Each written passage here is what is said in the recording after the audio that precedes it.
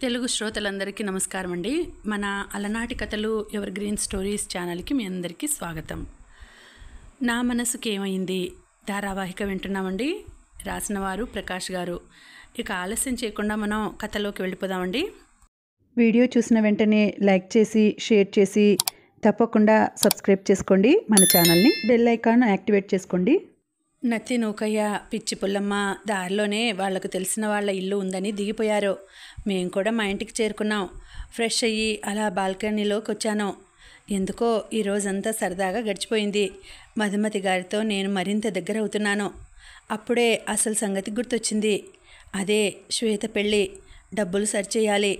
ఎలానో ఏంటో అస్సలు అర్థం కావడం లేదు. ఇలా ఆలోచిస్తూ ఉండగానే మధుమతి గారు సిద్ధు అని గట్టిగా అరిచారు. ఏమైందో అని పరిగెత్తుకుంటూ వెళ్ళాను. తను నాకు ఎదురు వచ్చారు.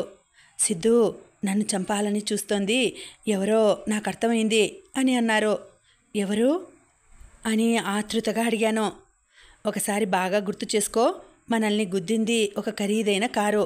అలాగే అంత పెద్ద యాక్సిడెంట్ అయినా సరే పోలీసులు నిందితులను ఎవరినీ పట్టుకోలేదు. హైవే మీద అలాగే టోల్ గేట్ దగ్గర ఉన్న సీసీటీవీ ఆధారంగా ఆ కారును పట్టుకోవడం పెద్ద కష్టమేమీ కాదు. కానీ ఎవరినీ పట్టుకోలేదు అంటే ఖచ్చితంగా మనల్ని చంపాలని చూసింది పెద్ద పలుకుబడి ఉన్న వ్యక్తి అని అర్థమవుతుంది. అలాగే యాసిడ్ దాడి చేయించాడు అంటే నా అందం మీద కోపం అని అర్థమవుతుంది. ఇప్పటిదాకా నా జీవితంలో అలాంటి వ్యక్తి ఒక్కడే ఉన్నాడు. అతను మరెవరో కాదు, అశ్విత్. అశ్విత? అతనెవరు అని ఆశ్చర్యంగా అడిగాను. మర్చిపోయావా సిద్ధు? మా ఇంట్లో వాళ్ళు నాకు పెళ్ళి ఫిక్స్ చేశారనే కదా నేను ఇంటి నుంచి పారిపోయాను. అప్పుడు ఫిక్స్ చేసింది మరెవరితోనో కాదు, ఈ అశ్విత్తోనే. అతను ఒక పెద్ద రాజకీయ నాయకుడి కొడుకు. ఏదో పార్టీలో నన్ను చూసి నచ్చానని నన్ను పెళ్లి చేసుకుంటాను అని మా ఇంట్లో వాళ్ళని అడిగాడు. మా వాళ్ళు కూడా పెద్ద కుటుంబమని నా ఇష్టం ఏంటో కూడా తెలుసుకోకుండా సంతోషంగా ఒప్పుకున్నారు. నాకెందుకో తనే నన్ను చంపాలని చూస్తున్నాడు అనిపిస్తోంది. ఎందుకంటే తను తప్ప నా జీవితంలో మరో శత్రువు ఉండే అవకాశం లేదు. తను చెప్పింది విన్న తర్వాత నాకు కూడా అదే నిజమని అనిపిస్తోంది. తనని కాదని వెళ్ళిపోయింది అనే కోపంతోనే ఆ అశ్వితే ఇదంతా చేస్తున్నాడేమో. అయినా నిజంగా మనం ఒకరిని ఇష్టపడుతున్నామంటే వాళ్లకు నచ్చితే పెళ్లి చేసుకోవాలి, నచ్చకపోతే వాళ్ళు ఎక్కడున్నా బాగుండాలని కోరుకోవాలి. అంతేకాని ఇలా చంపాలని అనుకోవడం ఏంటో. అలా అనుకుంటే అది శాడిజం అవుతుంది కానీ ప్రేమ ఎలా అవుతుంది? ఎందుకంటే నిజమైన ప్రేమ ప్రాణం పోస్తుంది కానీ తీయదు.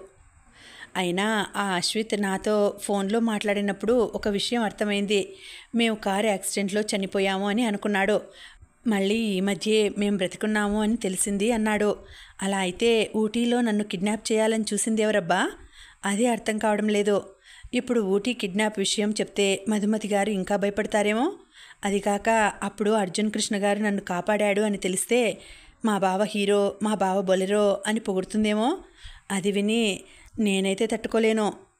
ఏంటి సిద్ధు, ఏం మాట్లాడవు అని మధుమతి గారు తట్టడంతో ఈ లోకంలోకి వచ్చాను. ఏమీ లేదండి, మీరు చెప్తుంటే నాకు కూడా తనే అనిపిస్తుందండి. ఏదేమైనా సరే మనం ఇంక నుంచి చాలా జాగ్రత్తగా ఉందాం. సరే అని తల ఊపారు. కాసేపటి తర్వాత సిద్ధు, నాకు బాగా ఆకలిగా ఉంది అని అన్నారు. అవునా, ఇప్పుడే ఉండండి, వంట చేస్తాను. ఇంతకీ ఏం చేయమంటారు అని అడిగాను. నువ్వు ప్రేమగా ఏది వండి తినిపించినా నాకు ఇష్టమే సిద్ధు అని నా కళ్ళలోకి చూస్తూ పలికారు. ఎందుకో తెలీదు కానీ అలా తను సూటిగా చూస్తుంటే నాకు తెలియని సిగ్గు వచ్చేసింది. ఇంకాసేపు అక్కడే ఉంటే ఏమవుతుందో అని భయపడి వంటగదిలోకి వచ్చేసాను. ముందుగా బియ్యం కడిగేసి ఎలక్ట్రిక్ కుక్కర్లో పెట్టేశాను. తర్వాత పప్పు చేశాను. ఈలోగా పెరుగుకు తాలింపు పెట్టాను. ఆవకాయ ఎలాగూ ఉంది. అలా మొత్తం వంట పూర్తయ్యాక అన్ని ప్లేట్లో పెట్టుకుని హాల్లోకి వచ్చాను. మధుమతి గారు అప్పటికే పాపం చాలా ఆకలిగా ఉన్నట్టున్నారు. వేడివేడి అన్నంలోకి పప్పు, నెయ్యి, ఆవకాయ కలిపి తనకు తినిపిస్తుంటే ఆబగా తిన్నారు. తన కడుపు నిండుతుంటే ఇక్కడ నా మనసు నిండింది. మనకిష్టమైన వారికి మన చేత్తో గోరుముద్దలు కలిపి అన్నం తినిపిస్తుంటే మది ఎంత ఆనందపడుతుందో మాటల్లో చెప్పలేం. అలా మధుమతి గారికి తినిపిస్తూ ఉంటే మధ్యలో నా చేతిని పట్టుకొని నాకు కూడా తినిపించారు. అలా ఇద్దరం ఒకరికొకరు తినిపించుకుంటూ భోజనం పూర్తి చేశాం. నా చెయ్యి కడుక్కొని నా చీర కొంగుతో మధుమతి గారి మూతిని తుడిచి ప్లేట్ పట్టుకొని వంటగదిలోకి వచ్చాను. అక్కడ సామాన్లు కడిగేసి హాల్లోకి వచ్చేటప్పటికి మధుమతి గారు అలాగే సోఫాలో పడుకునేశారు. ప్రయాణం చేసి బాగా అలసిపోయినట్టున్నారు. తనని అలాగే ఎత్తుకొని బెడ్ మీద పడుకోబెట్టి బెడ్షీట్ కప్పాను. తిరిగి వస్తుంటే తను నిద్రలోనే కాళ్ళు బాగా కదుపుతున్నారు. ఉదయం నుంచి కారు నడిపి కాళ్ళు బాగా నొప్పులున్నాయి అని అర్థమైంది. కాసేపు అక్కడే మంచం మీద కూర్చొని తన కాళ్ళు నొక్కడం మొదలుపెట్టాను. వెంటనే మధుమతి గారికి మెలకువ వచ్చింది. గబుక్కున తన కాళ్ళు లాక్కొని, ఏంటి సిద్ధు, నువ్వు నా కాళ్ళు పడుతున్నావా అని అన్నారు. ఏమైంది, పట్టకూడదా? ఎక్కడైనా అబ్బాయి అమ్మాయి కాళ్ళు నొక్కుతారా అని ఆశ్చర్యంగా అడిగింది. ఇందులో అబ్బాయి ఏంటి అమ్మాయి ఏంటి, మీరు అలసిపోయారు, అందుకని మీ కాళ్ళు పడుతున్నాను. అయినా అలుపు అనేది పనిచేసే ప్రతి శరీరానికి వస్తుంది, అంతేకాని అమ్మాయికి తక్కువగా అబ్బాయికి ఎక్కువగా ఏమైనా ఉంటుందా? మీరేం మాట్లాడకుండా గప్చుప్గా పడుకోండి అని అన్నాను. తను సరే అని పడుకున్నారు. నేను తన కాళ్ళని నా ఒళ్ళో పెట్టుకొని నొక్కుతున్నాను. ఇందాక మధుమతి గారు అడిగిన ప్రశ్నను చూసి నాకు నవ్వు వచ్చింది. ఒకప్పుడు నేను కూడా తనలాగే అనుకునేవాడిని. కానీ అమ్మాయిగా మారిన తర్వాత రోజంతా ఇంటి పని వంట పని చేసి రాత్రి బెడ్ మీదకు చేరితే పడుకోవడానికి నిద్ర పట్టడానికి మధ్య ఒళ్ళంతా ఎందుకో తెలియని నొప్పులు. కాళ్ళైతే ఎవరో లాగినట్టు అనిపిస్తుంది. ఆ క్షణం ఎవరైనా కాసేపు కాళ్ళు పడితే బాగుండు అని చాలాసార్లు అనుకున్నాను. ఏదైనా అనుభవిస్తేనే కదా తెలిసేది. నాకు కొన్ని రోజులకే ఇలా ఉంటే మన ఇంట్లో అమ్మ, అక్క, చెల్లి, భార్య లాంటి వారు ఎదిగిన రోజు నుంచి ప్రతిరోజు అలా పనిచేస్తూ నొప్పులతోనే పడుకుంటున్నారు. ఉదయాన్నే లేచి మళ్ళీ పరుగు పెడుతున్నారు. ఆదివారం సెలవు దినం లాంటివి కూడా వాళ్ళకుండవు. అలాంటి వారికి కాసేపు కాళ్ళు పడితే మన మీద వారికి గౌరవం పెరుగుతుందే కానీ చులకన ఎందుకు అవుతాము అని అనిపించింది. అలా ఆలోచిస్తూ తన కాళ్ళని పడుతూ అలాగే నిద్రలోకి జారుకున్నాను. ఉదయం ఎవరో తలుపు బాదిన శబ్దం అవ్వడంతో మెలకు వచ్చింది. ఇంత పొద్దున్నే ఎవరై ఉంటారా అని వెళ్ళి తలుపు తీశాను. ఎదురుగా పీతాంబరం కంగారుగా కనిపించాడు. ఏమైంది అంకుల్ అని అడిగాను. మన కరివేపాకుగాడు ఫిట్స్ వచ్చినట్టు నేల మీద పడి దొర్లుతున్నాడు. కుక్కకు ఫిట్స్ రావడం ఏంటి, ఉండండి వస్తున్నా అని వేగంగా కిందకొచ్చాను. పీతాంబరం చెప్పినట్టుగానే కరివేపాకు నేల మీద పడి గిలగిలా కొట్టుకుంటున్నాడు. వెంటనే ఒక బిందె నీళ్లు తీసుకొని వాడి మీద పోశాను. దెబ్బకు తేరుకొని పైకి లేచాడు. ఒరే కక్కు, ఏమైందిరా నీకు అని పీతాంబరం అడిగాడు. ఇంకేం కావాలి, నా జీవితం గుంతలు పడిన రోడ్డు మీద పల్లె వెలుగు బస్సులో ఆఖరి సీట్లాగా అయిపోయింది. కరివేపాకును కాస్త కుక్కలు చింపిన విస్తరాకు చేశారుగా. ముందు ఏడుస్తూ మొరగడం ఆపి అసలేమైందో చెప్పు అని అడిగాడు. ఒకసారి ఇటు చూడండి అని ఒక పేపర్ మా వైపు విసిరాడు. అందులోని విషయం చూడగానే నేను పీతాంబరం బిగుసుకుపోయాము. మాకైతే నవ్వాలో ఏడవాలో అర్థం కాలేదు. అందులో ఏముందంటే 2 అడుగుల తక్కువ 6 అడుగుల మందగాడు. చిచి, కరివేపాకుకు 40 ఏళ్ల క్రిందట 16 ఏళ్ల పాపాయి కర్పూరంకి వచ్చే శుక్రవారం ఎర్రగడ్డ పిచ్చాసుపత్రి పక్కన పెళ్లి పటాకుల కళ్యాణ మండపంలో మీ బొందర ఈవెంట్స్ వారి ఆధ్వర్యంలో అంగరంగ వైభవంగా కాకుండా రింగారింగా రోజెస్ అనుకునేలా పెళ్లి నిశ్చయించారు. తప్పకుండా అందరూ రావలెను. గమనిక, కానుకలు ఉన్నవారికి మాత్రమే లోపలికి ఎంట్రీ. ముఖ్య గమనిక, పెళ్లికి వచ్చిన అందరికీ వైఫై ఉచితంగా ఇవ్వబడును. దానిని ఉపయోగించి ఎవరికి నచ్చింది వాళ్ళు స్విగ్గీ, జొమాటోలో మీ డబ్బులతో ఆర్డర్ పెట్టుకొని తినేసి వెళ్ళండి. పీతు, చూసావా, ఆ కుక్క నా శరీరంలోకి పోయి కర్పూరంతో పెళ్లి చేసుకోబోతుంది అని కరివేపాకు ఏడుస్తూ చెప్పాడు. బాధపడకురా కక్కు, ఇలాంటప్పుడే గుండె రాయి చేసుకోవాలి. ఆ రాయితోనే నీ బుర్ర బద్దలు కొడతాను. అయినా ఇదంతా నీ వల్లే. ఒరే కక్కు, నేను పోయాననుకున్నావా? నేనుండగా ఆ పెళ్లి జరగనిస్తాను అనుకున్నావా? నువ్వేం భయపడకు. మనం ఆ పెళ్లికి వెళ్తున్నాం, దాన్ని క్యాన్సిల్ చేస్తున్నాం. ఇది ఈ ర్యాంకర్ పీతాంబరం శపథం. ఇప్పుడు కాస్త ధైర్యంగా ఉంది పీతు. అవును, ఇంతకీ నువ్వు ఏం ర్యాంకర్? నా 10వ తరగతి మా స్కూల్ చివరి బెంచ్లో నాదే 2వ ర్యాంకు తెలుసా? ఇంతకీ ఆ చివరి బెంచ్లో ఎంతమంది ఉంటారు? 2. అది వినగానే నేను కరివేపాకు పీతాంబరం వంక కోపంగా చూశాం. సరేలే, అది మాత్రం ర్యాంక్ కాదా ఏంటి? కక్కు, ఈ పెళ్ళి ఎలాగైనా నేను ఆపుతాను, సరేనా? Thank you Peetu. It's okay Kakku. అనుకుంటూ ఇద్దరూ దగ్గరకు చేరారు. అది చూసి నేను మనసారా నవ్వుకుంటూ మేడ మీదకు వచ్చేశాను. అప్పటికే మధుమతి గారు నిద్రలేచారు. తనకు జరిగింది మొత్తం చెప్పగానే తను కూడా బాగా నవ్వారు. ఇద్దరం అలా నవ్వుతూనే రెడీ అయ్యి ఆఫీస్కి బయలుదేరాం. ఆఫీస్లోకి వెళ్ళగానే అర్జున్ కృష్ణ గారు ఎదురయ్యారు. నన్ను చూడగానే దూరమైన ప్రేయసి తిరిగి చెంత చేరినంతగా సంతోషించారు. నాకు మాత్రం లోపల కోపంగా ఉన్నా బయటకు మాత్రం నవ్వుతూ నటించాను. ఆరాధ్యకు ఎలా ఉంది మధు అని అడిగారు. బాగుంది సార్. నువ్వేంటి చిక్కిపోయావు? సమయానికి సరిగ్గా తినడం లేదా? అవును, మరి ఈయన గారిని చూడలేదు అని తెగ బెంగ పెట్టుకున్నాను. అయినా నా మధుమతి ఎలా ఉంటే మీకెందుకు అని మనసులో అనుకుని, అలాంటిదేమీ లేదు సార్, బాగానే తింటున్నాను అని సమాధానం ఇచ్చాను. నువ్వు లేని ఈ వారం రోజులు నాకు నరకంలా అనిపించింది మధు. నీతో గడిపే క్షణమైనా జ్ఞాపకంగా, నీవు లేని క్షణమైనా వేదనగా గడుపుతున్నాను. నాకైతే ఒళ్ళు కాలిపోయింది ఆ మాటలు వింటుంటే. నేను ప్రేమించే అమ్మాయిని నా ముందే ఇంకొకడు ప్రేమిస్తే ఆ ప్రేమను నాకే చెప్తుంటే ఎందుకో తట్టుకోలేకపోతున్నాను. నాకొచ్చే కోపానికి నార్త్ కొరియా కిమ్ మామతో ఒక అణుబాంబు అప్పు తీసుకుని అయినా ఈ అర్జున్ కృష్ణ గారిని లేపేయాలని ఉంది. కానీ మౌనంగా భరించడం తప్ప ఇంకేమీ చేయలేని నిస్సహాయ స్థితిలో ఉన్నాను. మధు, అలాగే నీకొక గుడ్ న్యూస్. నువ్వు సిద్ధు విడాకులకు దరఖాస్తు చేసుకున్నారు కదా, ఆ లాయర్ని కలిశాను. అలాగే నాకు తెలిసిన కొంతమంది పెద్దవాళ్ళతో కూడా మాట్లాడాను. ఇంకో నెలలోగా ఎలాగైనా మీకు విడాకులు వచ్చేలా చేస్తాను అన్నారు. అప్పుడు నీకు ఆ సిద్ధు బాధ ఉండదు. నువ్వు నేను మనిద్దరం అంతే.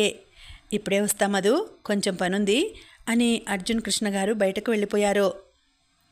నా కళ్ళల్లో నుంచి కన్నీళ్ళు ఆగడం లేదు. ఎందుకో గుండెల్లో ఒక అగ్నిపర్వతం పేలినట్టు అనిపించింది. అంటే నా మధుమతితో గడపడానికి నాకు ఒక్క నెల సమయం మాత్రమే ఉందా? ఈలోగా ఎలాగైనా తన మనసులో స్థానం సంపాదించాలి. కళ్యాణ మండపం అంతా కోలాహలంగా ఉంది. పిల్లల ఆటలతో, యువతీ యువకుల అల్లరితో, పెద్దల ముచ్చట్లతో ఆ ప్రదేశం అంతా సందడిగా ఉంది. ఆ వేడుక చూడడానికి అక్కడికి చాలామంది అతిథులు వచ్చారు. వేద మంత్రాలు, బాజా భజంత్రీలతో మండపమంతా మంగళకరంగా మారుమ్రోగుతోంది. అందరి చూపు వధూవరుల మీదే ఉంది. ఇద్దరూ అందంగా ముస్తాబయ్యి పీటల మీద కూర్చున్నారు. వారి మొహంలో ఆనందం వెళ్ళి విరిసింది. ఇద్దరూ నవ్వుతూ ఒకరినొకరు చూసుకున్నారు. కాసేపటికి వరుడి చూపులకు తాళలేక వధువు అందంగా సిగ్గుపడి తలదించుకుంది. ఎరుపెక్కిన తన బుగ్గలు చూసి వరుడు మనసులోనే నవ్వుకున్నాడు. వారి జంటను ఆశీర్వదించడానికి అతిథులందరూ ఆనందంగా చూస్తున్నారు. ఇంతలో పూజారి గట్టిమేళం అని అరవడంతో మేళ తాళాలు వారు సడి పెంచారు. వరుడు తన చేతుల్లోకి తాళిని తీసుకుని చుట్టూ తిరిగి ఎవరో వధువు జడ ఎత్తి పట్టుకోగా తన మెడలో 3 ముళ్ళు వేశాడు. తర్వాత ఇద్దరూ పీటల మీద కూర్చుని అందరికీ నమస్కారం చేశారు. అతిథులందరూ వారి తల మీద అక్షింతలు వేసి మనసారా ఆశీర్వదించారు. వాటన్నింటి నడుమ వేదిక కింద నేను నుంచొని ఉన్నాను. నా కళ్ళ నిండా కన్నీళ్ళు. ఎవరైనా చూస్తారేమో అని బలవంతంగా ఆపుకున్నాను. నా కళ్ళ ముందే అర్జున్ కృష్ణ మధుమతి గారి వివాహం జరిగింది. అది చూసి ఊపిరి ఆడనంత కష్టంగా అనిపించింది. ఎవరో గొంతు పట్టుకొని నులిమినట్టు ఉంది. ఆ మేళ తాళాల నడుమ నా మది ఘోష ఎవరికీ వినిపించలేదు. మెల్లగా కళ్ళు మూతలు పడుతున్నాయి. గుండె సడి ఆగడం మొదలైంది. అలాగే కింద పడిపోయాను. ఉలిక్కిపడి లేచాను. ఒక్కసారి చుట్టూ చూశాను. ఇంట్లోనే ఉన్నాను. నా ఒళ్ళంతా చెమటతో తడిచిపోయింది. పక్కనే ఉన్న బాటిల్ తీసుకొని నీళ్లు గడగడమని తాగేశాను. కాసేపటి తర్వాత తేరుకున్నాను. మధుమతి గారి వైపు చూశాను. నాకు కాస్త దూరంలో మంచం మీద పడుకొని ఉన్నారు. భయంకరమైన కల ఇది. అర్జున్ కృష్ణ మధుమతి గారికి పెళ్ళా? కలలో జరిగితేనే నాకు శ్వాస ఆడలేదు. నిజమైతే నా ఊపిరి ఆ క్షణమే ఆగిపోతుందేమో. నిన్న అర్జున్ కృష్ణ గారు మా విడాకులు వేగంగా తెప్పిస్తాను అన్నప్పటి నుంచి నా మనసు ఏదోలా ఉంది. ఇంతలో ఈ కళ. తొందరగా ఏదో ఒకటి చేయాలి. ఇంకో 3 రోజుల్లో మధుమతి గారి పుట్టినరోజు వస్తుంది. ఆ రోజు తను నాతో ఏదో ముఖ్యమైన విషయం చెప్తాను అని అన్నారు. తను ఏం చెప్పాలనుకున్నా సరే నేనైతే నా మనసును తప్పకుండా తన ముందు పరిచి నా ప్రేమని తెలుపుతాను అని దృఢంగా నిశ్చయించుకున్నాను. నాకు కాస్త దూరంలో అద్దం కనపడింది. దాన్ని చేతుల్లోకి తీసుకుని నాకెదురుగా గోడ కానిచ్చాను. అందులోకి చూస్తూ నా మధుమతి గారి రూపాన్ని కళ్ళ నిండా నింపుకుంటూ అలాగే నిద్రలోకి తిరిగి జారుకున్నాను. తర్వాతి రోజు ఆఫీస్ నుంచి ఇంటికి వచ్చే సమయానికి ఎవరో కొంతమంది అధికారులు మేము ఉంటున్న ఇంటికి కొలతలు చూస్తున్నారు. అలాగే వాటిని ఏవో కాగితాల్లో రాసుకుంటున్నారు. ఏం జరుగుతోందో అర్థం కాక నేను మధుమతి గారు వారిని వింతగా చూశాము. కాసేపటి తర్వాత పీతాంబరంతో మాట్లాడి వాళ్ళు వెళ్ళిపోయారు. నేను వెంటనే ఆయన దగ్గరకు వెళ్ళాను. ఏమైంది అంకుల్, ఎవరు వాళ్ళు, అసలు ఏం జరుగుతోంది అని అడిగాను. ఏమీ లేదు సిద్ధు, నీకు చెప్పా కదా ఈ ఇల్లు లోన్లో ఉందని. ఏదో సాధారణ తనిఖీ అంట. ప్రతి సంవత్సరం వచ్చి ఇలా చెక్ చేసిపోతుంటారు అంతే, అంతకు మించి ఏం లేదు. పద లోపలికి వెళ్దాం, ఈరోజు పాయసం చేశాను, అందరం తిందాం పదండి అని అన్నారు. సాధారణంగా పీతాంబరం మాట్లాడేటప్పుడు నా కళ్ళల్లోకి చూస్తూ నేరుగా మాట్లాడతాడు. కానీ ఈసారి మాత్రం తల వంచుకొని ఎటో చూస్తూ మాట్లాడారు. ఏదో దాస్తున్నారు అని అర్థమైంది. అంకుల్, నిజం చెప్పండి, మీరు నా దగ్గర ఏదో దాస్తున్నారు అని తన కళ్ళల్లోకి సూటిగా చూస్తూ అడిగాను. పీతాంబరం ఏమీ మాట్లాడకుండా తలదించుకున్నాడు. అప్పుడు కరివేపాకు చెప్పాడు.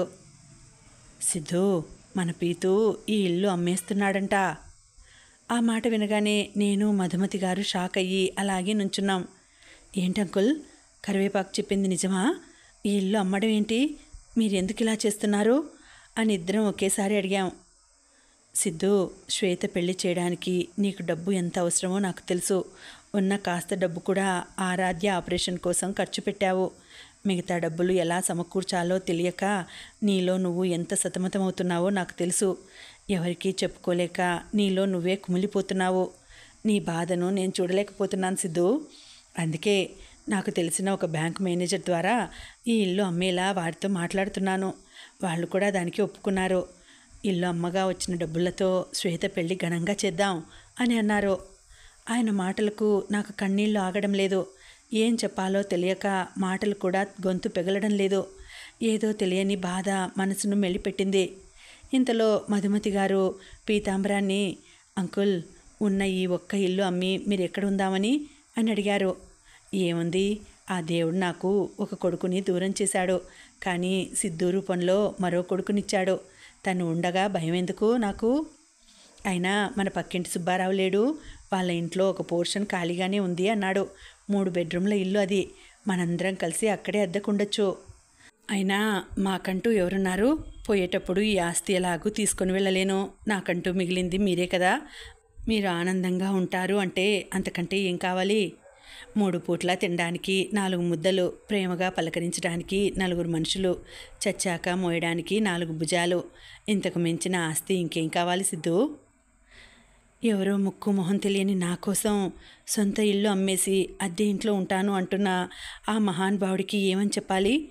గుండెలో ఏదో తెలియని భావం, ఆనందం, బాధ ఒకేసారి పొంగుకొని కన్నీళ్ల రూపంలో బయటకొచ్చాయి. నా పక్కన నుంచున్న మధుమతి గారి కళ్ళల్లో కూడా కన్నీళ్ళు. పీతాంబరాన్ని కౌగిలించుకొని గుండెల్లో కురుస్తున్న వర్షం ఆగిపోయేదాకా ఏడ్చాను. కాసేపటి తర్వాత, అంకుల్, ఇప్పటికే నా కోసం మీరు చాలా చేశారు. కష్టాలనే ఎండకు నేను అలిసి సొమ్మసిల్లిపోతే పెద్ద వృక్షంలా పక్కన నిలబడి నాకు నీడనిచ్చారు.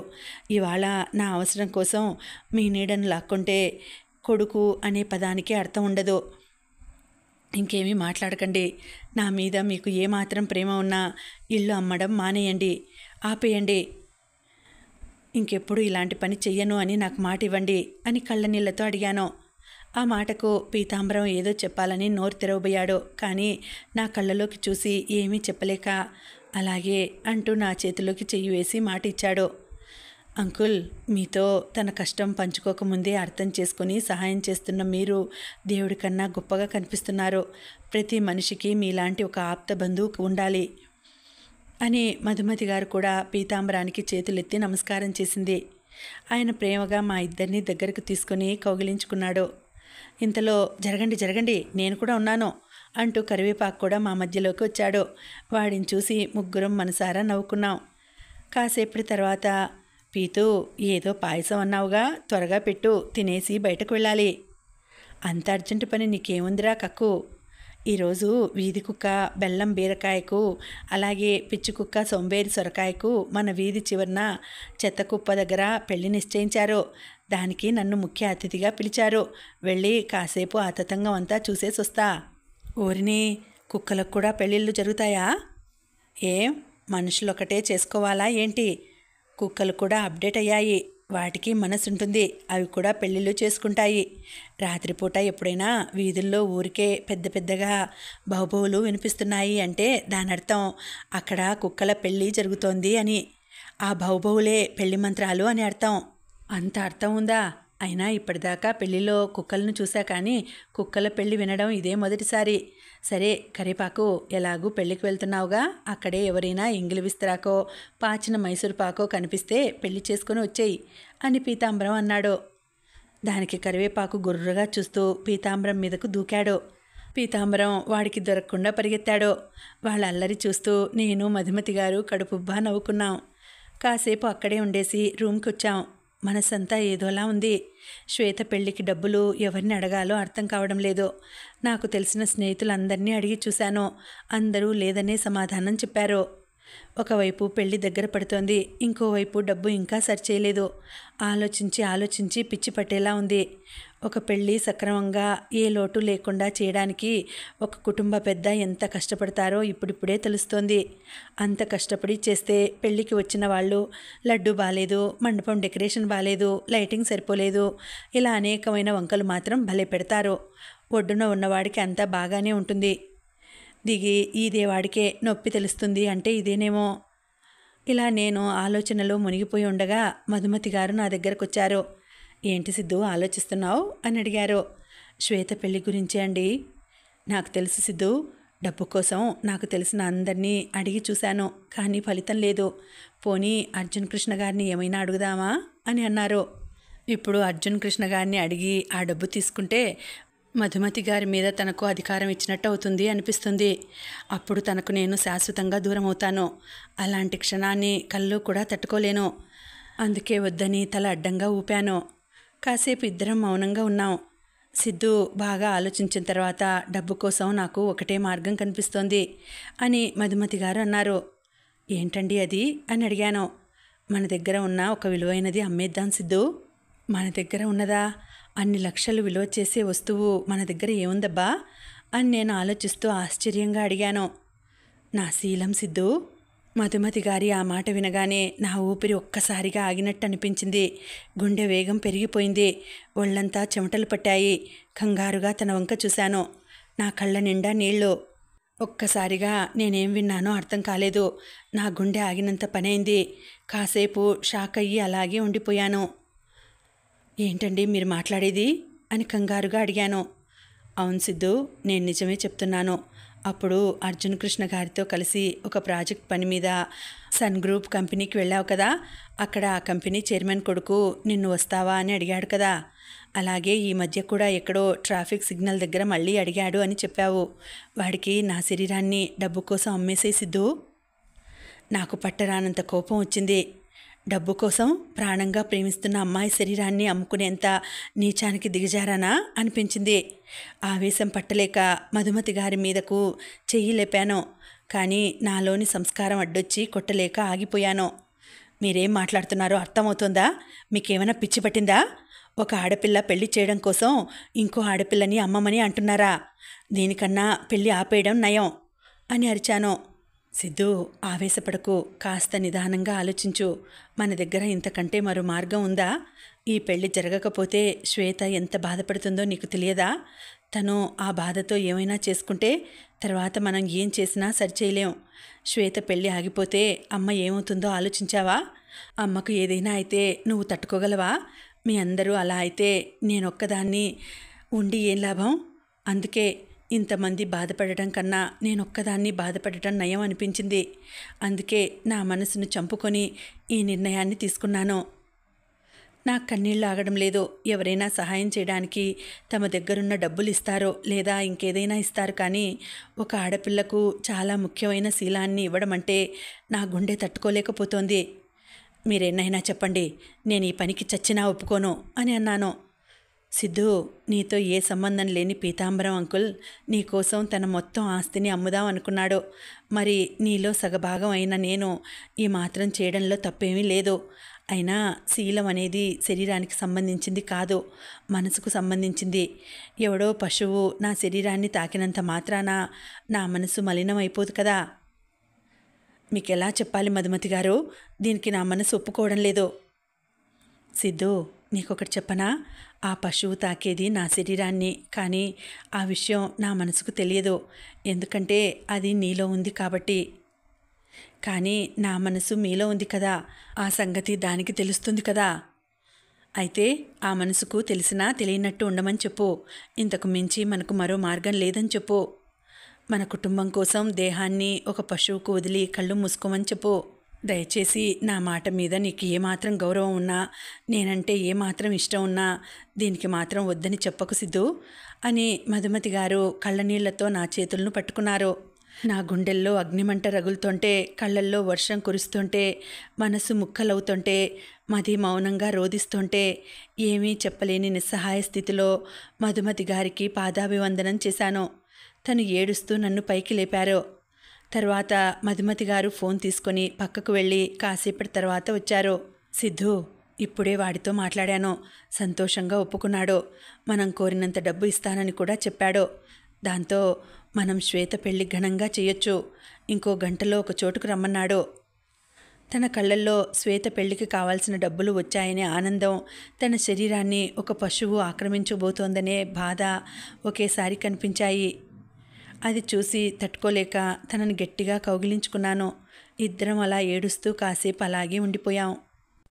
ఇంకా ఉందండి, కథ కొనసాగుతుంది. మళ్ళీ వచ్చే వీడియోలో తర్వాతి భాగం వినేద్దామండి. అంతవరకు సెలవు. నమస్తే.